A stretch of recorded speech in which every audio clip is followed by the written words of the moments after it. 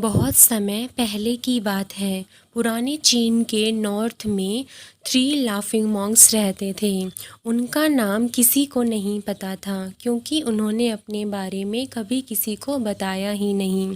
चीन में बस उन्हें 3 हंसते हुए भिक्षुओं के नाम से जाना जाता था।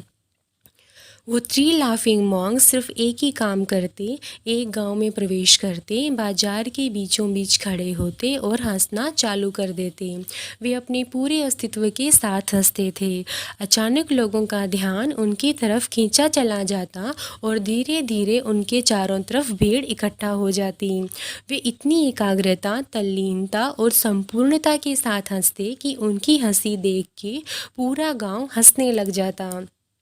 जब पूरा गांव हंसी के समुंदर में डूब जाता तब वे दूसरे गांव चले जाते।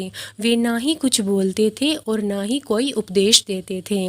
वे जहां भी जाते अपने हंसी से ऐसा माहौल बना देते कि लोग अपने सारे दुख दर्द भूलकर हंसने लग जाते।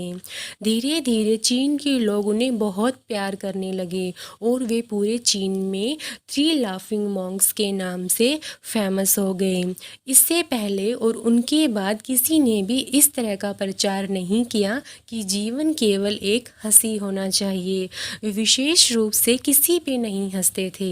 वे बस हंसते थे कि उन्होंने ईश्वर के मजाक को समझ लिया हो। उन्होंने एक शब्द का उपयोग किए बिना ही चीन में इतना आनंद फैलाया जितना आज तक किसी ने नहीं फैलाया। पूरे चीन में घूम घूम के लोगों को हंसाते हुए समय के साथ साथ वे 3 लाफिंग मॉन्क्स बूढ़े हो गए और एक रात जब वे गांव में ठहरे हुए थे तो उन तीनों में से एक भिक्षु की मौत हो गई। पूरा गांव स्तब्ध हो गया। पूरा गांव बहुत ही ज़्यादा उम्मीद कर रहा था क्योंकि उन्हें लगता था कि जब उन तीनों में से एक की मृत्यु होगी तो बाकी तो ज़रूर रोएंगे और यह देखने लायक होगा। जब सुबह हुई तो पूरा गांव इकट्ठा हुआ, लेकिन दोनों भिक्षु तीसरे की लाश के पास खड़े होकर ज़ोर ज़ोर से हंस रहे थे। ऐसी हंसी जो उन्होंने आज से पहले कभी नहीं हंसी। तब उस दिन पहली बार उन भिक्षुओं ने लोगों से बात की और कहा, हम हंस रहे हैं क्योंकि ये आदमी जीत गया है। हम हमेशा सोचते थे कि पहले कौन मरेगा, लेकिन इस आदमी ने पहले मरकर हमें हरा दिया। हम अपनी हार और इसकी जीत पर हंस रहे हैं। इसके साथ हम हंसे, एक दूसरे की मौजूदगी और उपस्थिति का हमने आनंद लिया। इसे अंतिम विदा देने का इससे बेहतर और क्या तरीका हो सकता है।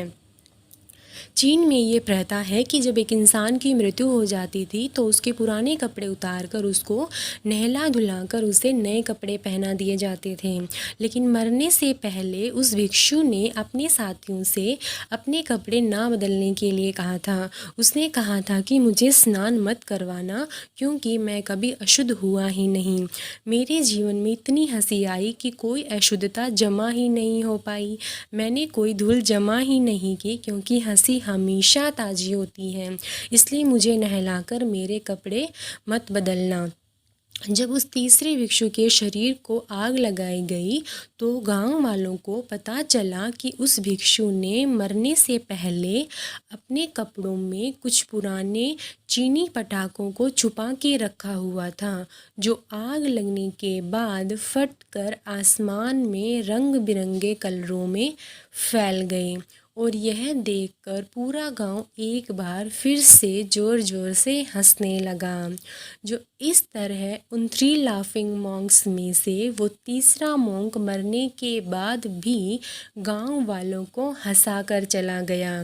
और यह देखकर बाकी के 2 भिक्षुओं ने कहा, चालाक आदमी, तुम मर चुके हो लेकिन तुमने हमें एक बार फिर से हरा दिया।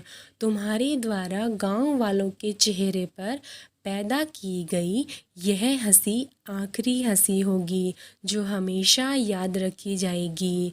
तुम वाकई में जीत गए हो।